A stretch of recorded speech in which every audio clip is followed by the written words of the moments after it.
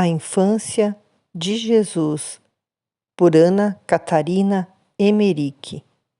Capítulo 7. A Anunciação à Virgem Maria. Vi a Santíssima Virgem morando já na sua nova casa de Nazaré, aonde me levou o meu anjo, pouco depois das solenidades do casamento.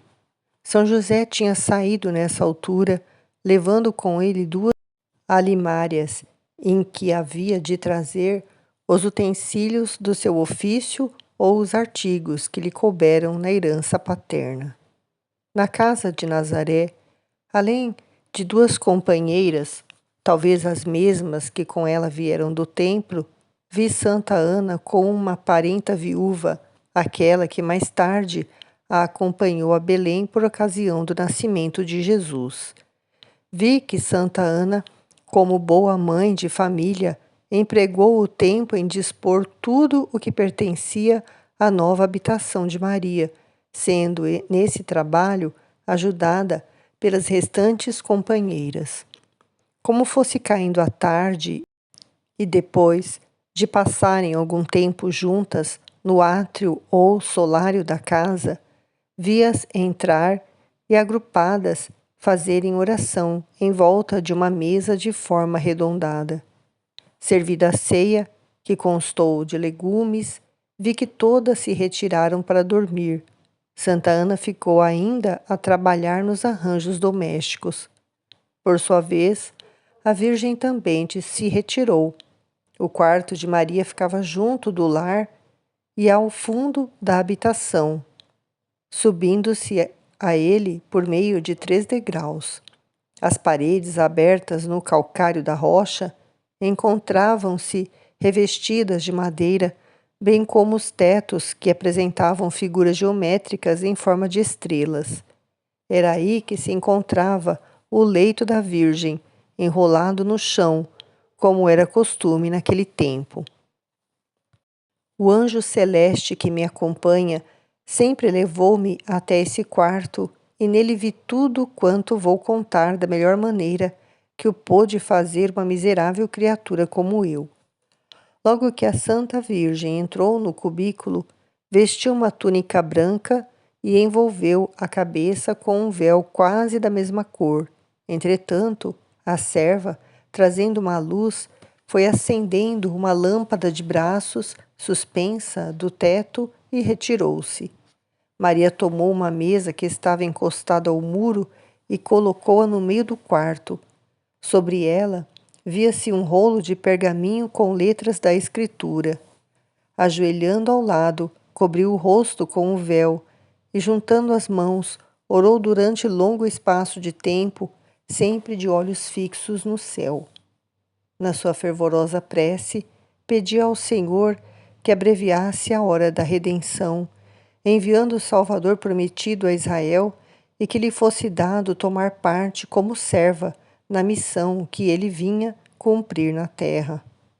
Por muito tempo ainda, continuou enlevada na oração e, entrando em êxtase, via a cabeça inclinar-se-lhe sobre o peito. Neste momento, um feixe de luz, descendo do alto, em linha um pouco oblíqua, inundou de claridade todo o quarto da Virgem. A lâmpada parecia apagada e a luz dela sem brilho.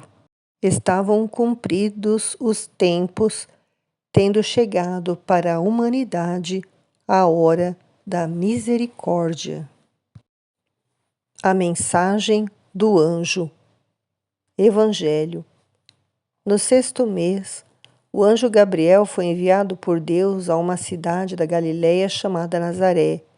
Foi a uma virgem prometida em casamento a um homem chamado José, que era descendente de Davi. E o nome da virgem era Maria. O anjo entrou onde ela estava e disse: Alegra-te, cheia de graça, o Senhor está contigo. Ouvindo isto, Maria ficou preocupada e perguntava a si mesma o que a saudação queria dizer. O anjo disse: Não tenhas medo, Maria, porque encontrastes graça diante de Deus. Eis que vais ficar grávida, terás um filho e dar-lhe-ás o nome de Jesus. Ele será grande e será chamado Filho do Altíssimo. E o Senhor dar-lhe-á o trono de seu pai Davi, e ele reinará para sempre sobre os descendentes de Jacó, e o seu reino não terá fim. Maria perguntou ao anjo: Como vai acontecer isso, se não vivo com nenhum homem?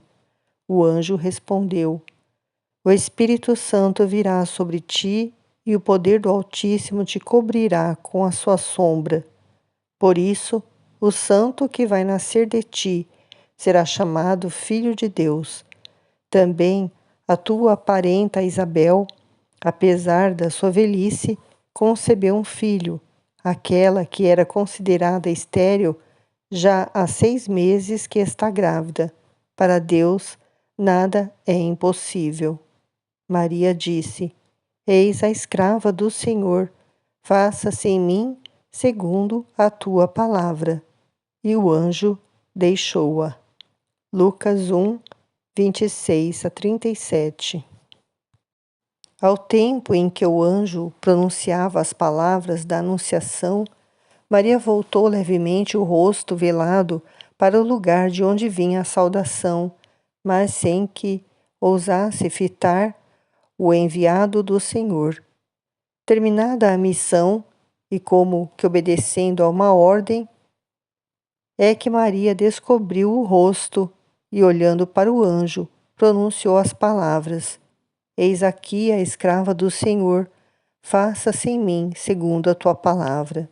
A Santíssima Virgem estava ainda enlevada em êxtase profundo, e como o quarto continuasse cheio de claridade, vi uma estrada luminosa subindo dali até junto da Santíssima Trindade, figurada por um triângulo luminoso, cujos raios se penetravam reciprocamente. Nesta visão celestial, reconheci a grandeza daquele a quem devemos sempre adorar, sem, todavia, nunca podermos suficientemente compreender. Deus Todo-Poderoso, Pai, Filho e Espírito Santo, e um só Deus onipotente. No momento em que Maria pronunciou as palavras, que se faça em mim segundo a tua palavra, vi uma aparição do Espírito Santo sob a forma de asas, mas um pouco diferente da figura de pomba, porque geralmente é representado. A claridade da luz espalhava-se à direita e à esquerda como asas abertas, mas a figura parecia-se mais com a de um ser humano do que daquela espécie alada, a pomba. Do seio desta figura luminosa vi descer torrentes de luz até ao lado direito da Virgem Maria, que se tornou resplandecente, desaparecendo dela toda a espécie material e opaca, da mesma maneira que a noite se afasta diante do dia. Quando se retirou o anjo, vi desvanecer-se igualmente aquela estrada de luz, como se fora absorvida do lado do céu. Ao tempo desta visão, senti um movimento profundo de indignação quando vi junto de mim uma figura de monstro com forma de serpente, fazendo esforços para subir até o lugar onde se encontrava a Santa Virgem. Teria o comprimento de uma criança, com patas membranosas semelhantes a asas de morcego. Ainda conseguiu arrastar-se até ao 3º degrau da entrada, mas ao chegar ali, como o anjo lhe pusesse um dos pés sobre a cabeça, deixou escapar um silvo tão horrendo e penetrante que todo o meu ser tremeu de pavor. Vi que, em seguida, 3 espíritos o expulsaram de lá para fora. Como o anjo se retirasse, continuou Maria num grande recolhimento de espírito, como absorvida num transporte sobrenatural. Vi que nessa hora, sendo iluminada por um conhecimento perfeito da encarnação, adorava o Salvador do mundo, que perfeito e com todos os seus membros nela ficou morando. Como são verdadeiras estas palavras do Salmo: santificou o Altíssimo o seu tabernáculo e tornou forte a cidade que elegeu para sua morada. Em Nazaré, dá-se o contrário do que se passa em Jerusalém. No templo, as mulheres, não passando do vestíbulo, não podiam também dar entrada no santuário. Só os sacerdotes é que ali têm acesso. Em Nazaré, é uma virgem que se transforma em templo, passando a morar nela o sacerdote do Altíssimo, assistindo-lhe essa donzela que se transformou em verdadeiro santo dos santos. Como esse pensamento tão singelo se torna claro e acessível ao nosso fraco entendimento. Foi por volta da meia-noite que vi a realização de todo esse grande mistério. Passado pouco tempo, Santa Ana, assim como as outras mulheres, despertadas por uma agitação que se operou nos seres de toda a criação, entraram no quarto de Maria e, como a vissem de joelhos orando em êxtase, retiraram-se cheias de respeito, cada qual para o seu aposento. Quando a Virgem terminou a sua contemplação, levantou-se e, espevitando a lâmpada, orou ainda de pé por algum tempo. Era já de madrugada, quando recolheu ao leito para dormir. Na hora em que, guiada pelo meu anjo condutor, me retirei dali, soube que Santa Ana tivera conhecimento de tudo o que se cumprira naquela humilde casa de Nazaré.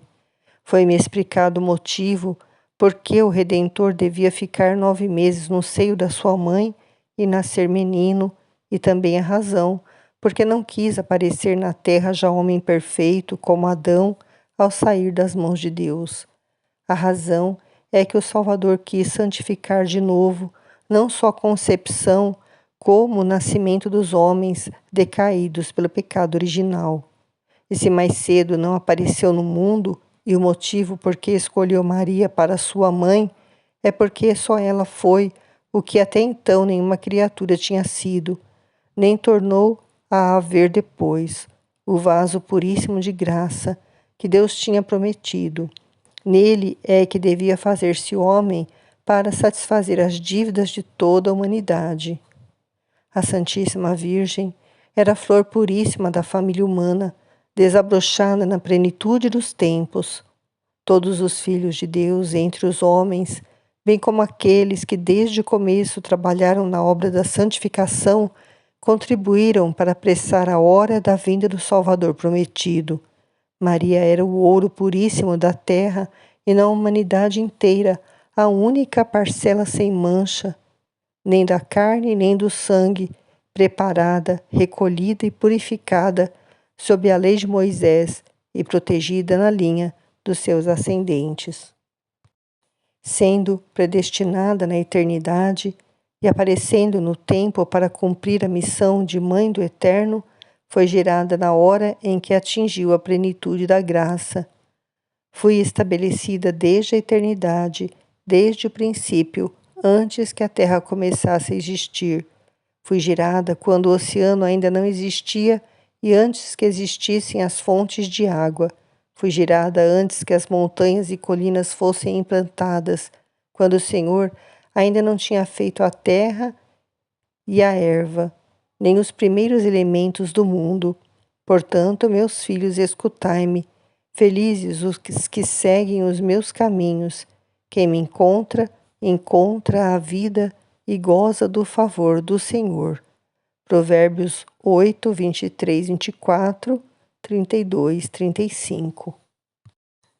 Genealogia de Jesus Cristo, filho de Davi, filho de Abraão. Abraão gerou Isaque, Isaque gerou Jacó, Jacó gerou Judas e seus irmãos. Judas gerou Farés e Zara de Tamar. Fares gerou Esrom, Esrom gerou Argo. Argo gerou Aminadab, Aminadab gerou Naasson. Naasson gerou Salmão. Salmão gerou Boz de Rabi. Boz gerou Obed de Rute. Obed gerou Jessé. Jessé gerou Davi. Davi gerou Salomão, daquela que foi mulher de Urias. Salomão gerou Roboão, Roboão gerou Abias, Abias gerou Asa, Asa gerou Josafá, Josafá gerou Jorão, Jorão gerou Osias, Osias gerou Joatão, Joatão gerou Achás, Achás gerou Ezequias, Ezequias gerou Manassés, Manassés gerou Amon, Amon gerou Josias, Josias gerou Jeconias e a seus irmãos no tempo do exílio da Babilônia. E depois do exílio da Babilônia, Jecomias gerou Salatiel, Salatiel gerou Zorobabel, Zorobabel gerou Abiúde, Abiúde gerou Eliacim, Eliacim gerou Azor, Azor gerou Sadoque, Sadoque gerou Aquim, Aquim gerou Eliúde, Eliúde gerou Eleazar, Eleazar gerou Matã, Matã gerou Jacó, Jacó gerou José, esposo de Maria, da qual nasceu Jesus, que se chama Cristo. E assim, todas as gerações desde Abraão até Davi são 14 gerações, e desde Davi até o exílio da Babilônia, 14 gerações, e desde o exílio da Babilônia até Cristo, 14 gerações. Mateus 1, 1 a 17. Maria tinha pouco mais de 14 anos quando se operou nela o mistério da encarnação do Verbo, e Jesus Cristo morreu na cruz, tendo 33 anos e 3 vezes 6 semanas. E digo 3 vezes 6 porque agora mesmo vi este algarismo 3 vezes repetido. Maria visita sua prima Isabel. São José regressou pouco depois da Anunciação, e um dos seus primeiros cuidados foi transformar a nova casa de Nazaré, adaptando-a de forma a poder trabalhar nela no ofício de sua profissão. O esposo de Maria ignorava tudo o que se havia passado relativamente à encarnação do Verbo. A Santíssima Virgem, sendo a Mãe de Deus, era também a escrava do Altíssimo e, na sua grande humildade, conservou para si o mistério nela operado, nada revelando do que era só do conhecimento de Deus. Porém, quando sentiu que era mãe do Senhor, fez os preparativos para visitar em Jutá, próximo de Hebrom, a sua prima Isabel, pois o anjo lhe havia declarado que 6 meses antes ela concebera também um menino. Evangelho. Naqueles dias, Maria partiu para a região montanhosa, dirigindo-se à pressa a uma cidade da Judéia. Lucas 1, 39. Aproximando-se a festa da Páscoa, São José, feitos os preparativos, tomou juntamente com Maria o caminho de Jerusalém, seguindo dali para Hebrom.